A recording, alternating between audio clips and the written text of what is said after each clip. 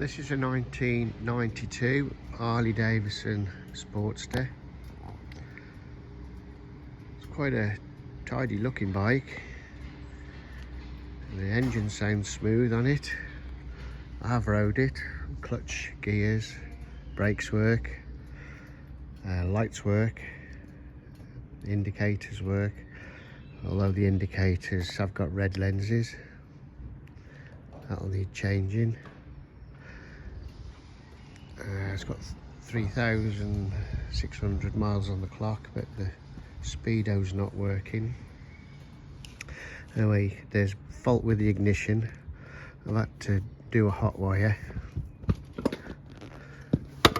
Just had to cross two of the fuses down here. I don't know what the fault is, but that was the cure.